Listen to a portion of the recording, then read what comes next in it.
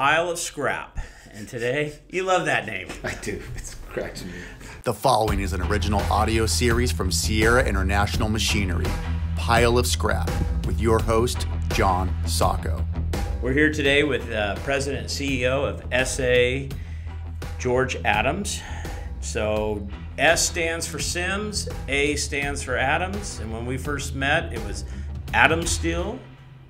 Now it's SA Recycling. I wanted it to be AS Recycling, but AS Recycling didn't work so well, so it had to be SA Recycling. So. Probably the best move. and who had to convince you of that? Well, tell us a little bit, George. Welcome. Thank you for joining us. You've taken your company and you've grown it throughout. You are now one of the, I don't know, are you semi-private? What are you? Because you're half private, half public. No, it's a private company. We just have a public partner. You have a public partner. Okay, so as far as privately held scrap companies goes in America, you're probably the largest. Have you surpassed Alter? I don't know. We're probably certainly up there. I think Alter has a lot more money than we do. Well, they have gambling boats. All right, so tell us a little bit about this SA, how this all came together, because it's part of the history before we get into the real back history. So everybody needs to know, what is SA, how Sims Adams came together.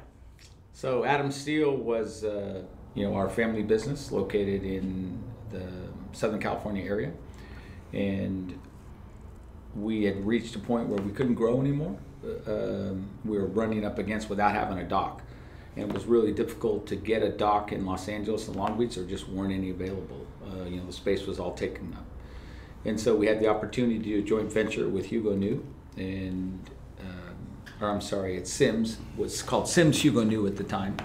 We had an opportunity to joint venture with them, and that gave us access to a dock. And so we did a 50-50 joint venture. That was in 2007, and that was forming SA Recycling. And really, SA was just supposed to be a placeholder name. We were going to come up with some really cool name, but just kind of stuck. All we need is 2 C's and an O, then we have Sacco Recycling, and we're good. Exactly, okay? Exactly right.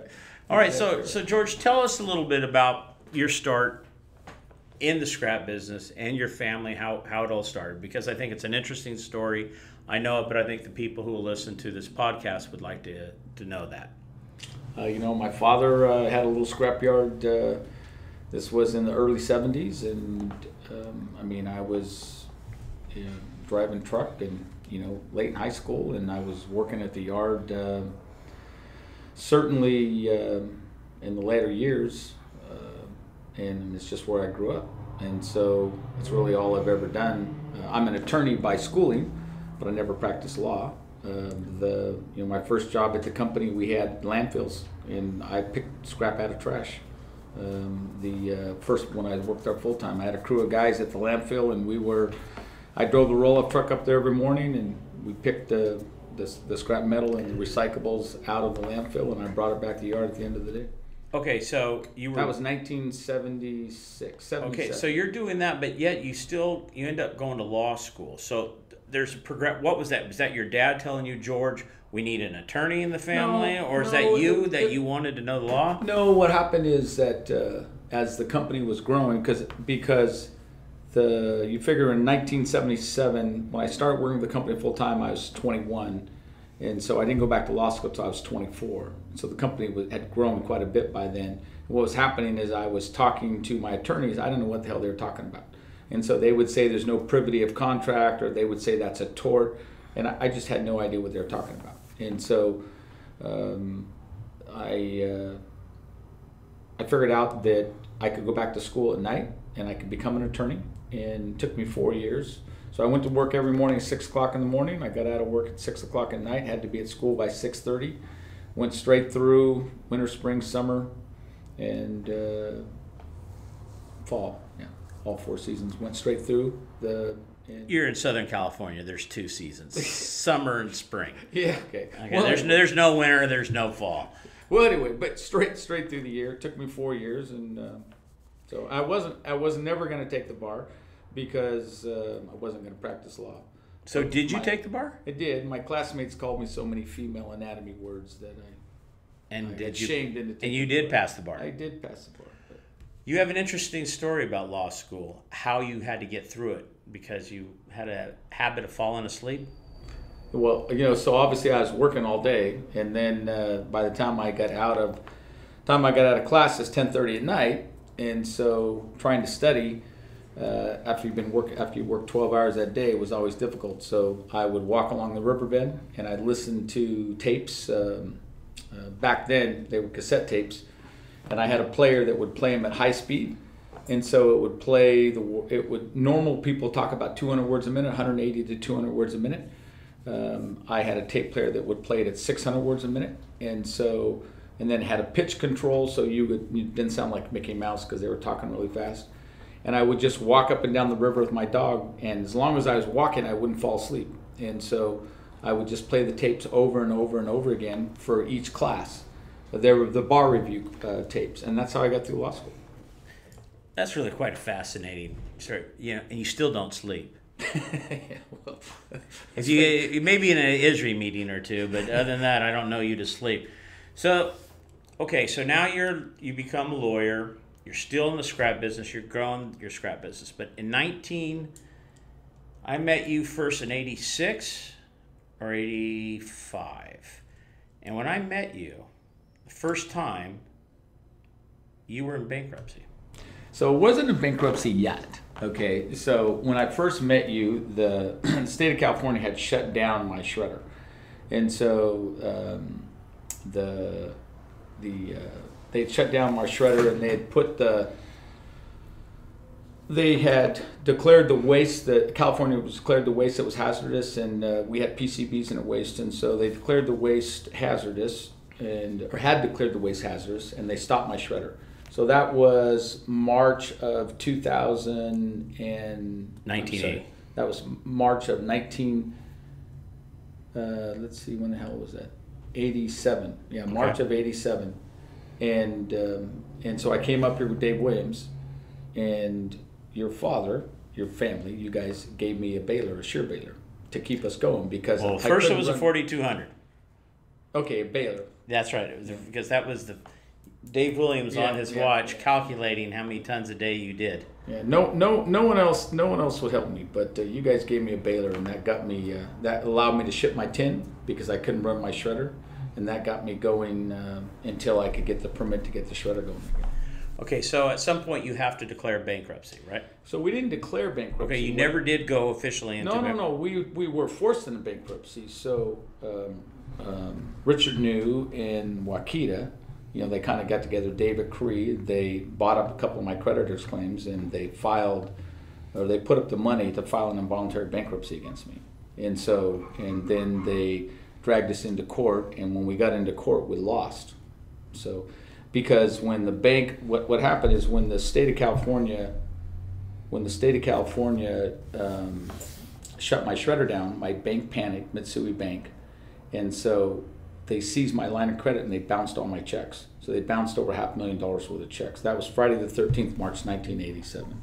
So they bounced over $500,000 worth of checks, and so then Richard had one of his law school buddies, an attorney. Basically, they bought 3 of those creditor claims, and with 3 creditor claims, $27,000 worth of creditor claims, they were able to file an involuntary bankruptcy against me. Okay, so now you're in the depths of all this. No financing. Okay, we gave you, my dad, convinced my brother and I, okay, it's a good idea to give George a baler. He has the tonnage. At any point during all this, did you think you're going to give up and this is no longer for you? Or it's just, the chip grew bigger on your shoulder? What happened during this? Because it's a personal thing at this point for you. It's not even so much a question of the chip growing bigger or even thinking about quitting. In the first place, growing up, of all the things my father taught me, it's that you just don't quit. My father pounded in my head since I was little that no matter how many times you got knocked down, you got back up again. And he always said, and he would tell me over and over again, if you always get back up, then you can't be beat. He says, you're never beat until you don't get back up. And so was never really a question about quitting, just because it's just not in my makeup. And I was confident I could beat this. It was, I knew I could beat it. Well, okay, not only did you beat it, to look back from 1987 to 2019, you're ginormous in the respect of where you were and how you came. Tell us, and you've done a lot of this through acquisition. Tell us about your first acquisition. When you've made your first, you were going to go buy your first scrapyard. You're coming out of all this stuff. Now you're going to grow. But it didn't really happen that way. What happened is that when we finally, we sued Hugo New. We finally settled that lawsuit. We were finally able to get the company out of bankruptcy, settled with the bank, settled with the state on a cleanup plan for the waste. And so that's 1990 or 1991 thereabouts. And so we're flat broke, had a $5 million liability and a hazardous waste pile that we had to get rid of. The city of Anaheim had taken away our business license and our use permit, and that's the situation we were in. But we had the right to operate for 5 years to clean up the pile. And in that 5 years, we got our use permits back, we got our business license back, and we shipped the waste out. And so, but what happened is, because we were able to settle those environmental problems, then people started coming to us with their environmental problems. And so when the yard down on El Centro, can't think what the hell the family's name was, but anyway, the family that owned that yard down there, the owner had passed away. Well, the family had the yard, but had all kinds of environmental problems. And so when we started talking to them, then they were satisfied that we could clean the problem up because we had cleaned our problem up. When Bob Luan was handling the bankruptcy for Hyuka, and Mitsui had bought all the assets but wouldn't take place in Bakersfield here, wouldn't take Mid-City, wouldn't take a couple places because of all their environmental problems, Bob Luan came to me and said, "Do you want to buy these places?" Because he trusted me to be able to clean up the environmental problems. And so really, through all the problems of our environmental problems, then we started buying companies that had environmental issues because we knew what to do, and I wasn't afraid of them. And so when you've been through what we've been through, environmental problems just didn't scare me. And so we started buying those, and then really we started buying companies that had debt problems and solvency problems because I'd been through it all. And so you understood. So you educated yourself through your issues that you had. That became its own form of a master's degree, a doctorate, and how to get yourself out of these things, and that created opportunity. Certainly, I would have rather skipped that education, but certainly it allowed me. It certainly taught us, what to do in environmental problems and how to buy companies or how to handle, companies that were in trouble. We'll get to environmental because the environmental issues of 20 years ago and what we're facing today is different. We'll get to that. Let's look at SA today. How many employees does the SA Recycling Company have now? I think we're 2,700. That's a lot of employees. Okay, and how many facilities are you running now? 77, I think, soon to be 78. Soon to be 78. I got to hand it to you, George. That's a lot of growth in a really short period of time. So tell me about, what is the crown jewel of all the SA yards? What's the crown jewel? I mean, still our dock, Terminal Island is still probably our the yard most people like to come see, just because loading ships and that kind of stuff. But my yard in Long Beach is really nice, and have beautiful facilities in Georgia. I mean, I have a lot of every state has, one or two really nice facilities. We're in 10 states, and so each one has its own charm. But of all of them, the one in Terminal Islands. Well, you have this electric crane. That's the one in Terminal Island. Right. Tell us a little bit about that, because I think it's, when people see it, it's hard to really truly understand the size of it and its capacity and what it can do. I mean, look, it's a Libier 550. It's I think it's the nicest scrap loading crane in the country. Although I think Sims is going to buy 600, so maybe they'll beat me. But theirs is not here yet, so right now mine's still nicer. But I think it's the nicest scrap loading crane in the country. It's just badass. I mean, that's all I can say. It's badass. The guy sits. How many feet up off the ground is that guy? He's about 90. He's 33 meters, I think. So like 100 feet. Is there an elevator in that thing? Or no, you got so the job description for that is you got to be physically. The guy's got to be in great shape to climb it. Get up there, but he's so high up he can see down in the holds of the ship. It's all computer controlled, so when he swings, like if the pan is sitting here, when he swings to the ship to dump the pan, he pushes the button, it goes back to where it was. He pushes the button, it goes back to there until you got to move it. It's really badass. Do you ever operate it? What's that? You know, you're one thing people need to know about you. You're in your scrap yards every day, wearing your hard hat, working the equipment. How often do you run that crane? So I've never actually loaded the crane. I mean, I've swung it and moved it and that kind of stuff. Okay, but you actually haven't loaded a ship yet. Because there's a lot of longshore issues with me doing that. Oh, that's right. It's union. Yeah, exactly. You're not a union guy. Oh, well, all right. We won't touch that. We won't broach that. You haven't done it. I haven't done it. So you haven't broken any regulations. Right. So with your company of yourself, what's your Capex budget on an average? I mean, look, it depends on the year. I mean, if business is really bad, it's going to be less. But this year will be $65 million, 70, not counting acquisitions. It's a lot of money. Look, you have state-of-the-art facilities. You're heavy into automation. Is that your downstreams? Where's the money? Where did the money go this year? When you approved your budget, what kind of investments in equipment were you making into your facilities? I mean, look, certainly we put a lot of money in the downstreams. You know, what's happened with China, we've had to change a lot of different stuff. Wash lines, twitch, sensors, there's a bunch of stuff I've had to do because of the change in regulations in China.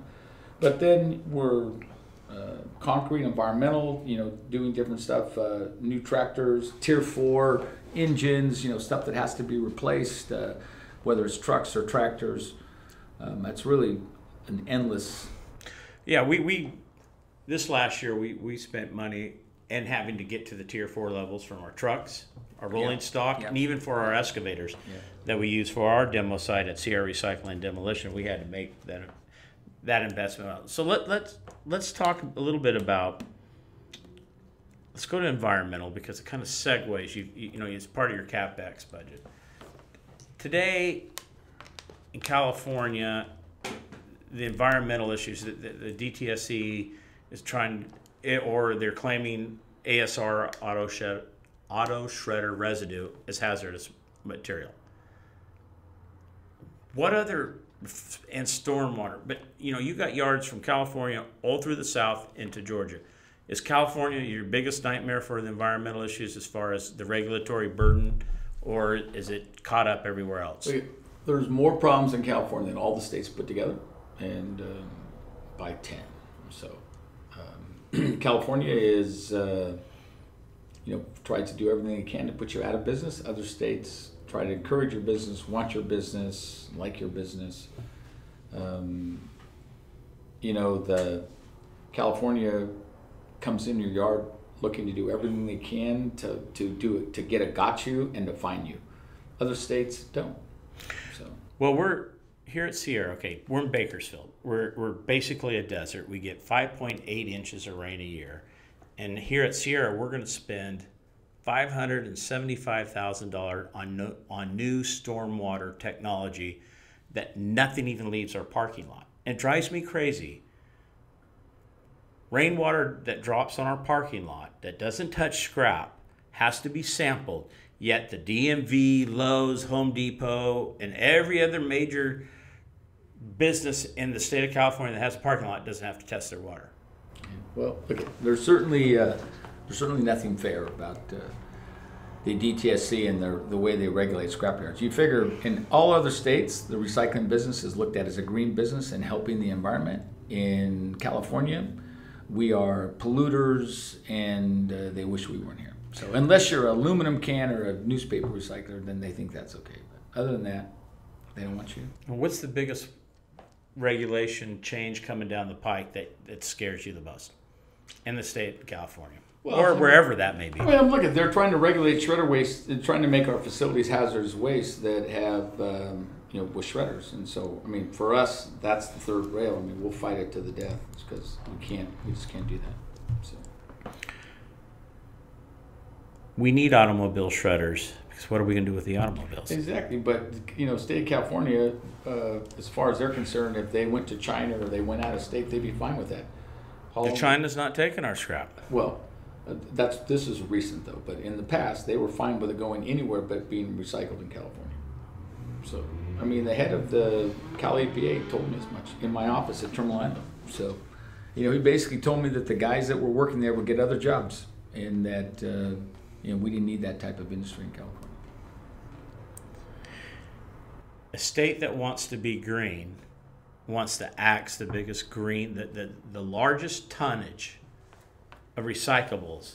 But they don't. It's just crazy. They don't look at it that way. I mean, it's a different thought process. So, they look at car shredding as being an illegal, hazardous business which needs to be regulated to the max. And it's the only place in the world that it's done that way, because you understand what happens is that California in 1983, which is how it started the whole all my environmental problems, changed the standard from acetic acid to citric acid. So if you think about it, if you take and throw trash in a landfill, the reason it decomposes is because it's in an anaerobic environment and it forms a mild form of acetic acid, and that breaks down the carbon chains, right?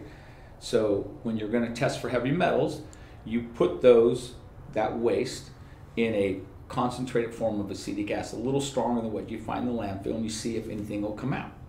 And so, and that's how it's done all over the world and in every state in the country except for California. And the reason no other country and no other state, because normally other states follow California, but since 1983 no one has, because it's stupid. Why would you use anything other than acetic acid? California uses citric acid. You don't find citric acid in a landfill. So why use citric acid to test for heavy metals? But that's what California uses. Even so, you're never going to find it in a landfill. It's absolutely ridiculous to test for use citric acid, but that's what they use. There's two soluble leads in nature, lead nitrate and lead citrate. If this plastic bottle was made out of lead and I had water in it and I drank it, as long as I don't scrape my teeth on it, I can drink water out of this lead bottle. It's not going to hurt me because lead is not soluble in water. But if I start pouring orange juice in here, I'm going to die because lead citrate is soluble, and so it'll go into the body. There seems to be look, Sierra, we're under the same. We don't have auto shredders like you do, but we still have to fight all the craziness. But common sense regulation, there's no common sense in it anymore, especially in our industry. And everybody wants to be green, but nobody seems to understand what the investment it takes to keep this stuff from landfills. You can't have cars all over the street. That is going to pollute this state at a far greater level than a controlled environment, which your yards are controlled environments. No question. Well, let's. We did get a victory when we sued this. Who did we sue? Cal Recycle. Cal Recycle, because they were trying to make us report our tonnages so that they could say that it was waste diversion. So we won that one. We'll win this hazardous waste one too. You're an optimist, aren't you? I'm a realist. Okay, people think I'm a pessimist because realists and optimists are so close, and realists and pessimists are real close, but the optimist, he's at a different level. My glass is always overflowing. So. It's not half anything. See, I look at a glass; it's half. It's not half empty. It's not half. It's half. But that's neither here nor there. This has been a Sierra International Machinery original audio series. Thanks for listening. Please share this podcast and make sure to subscribe.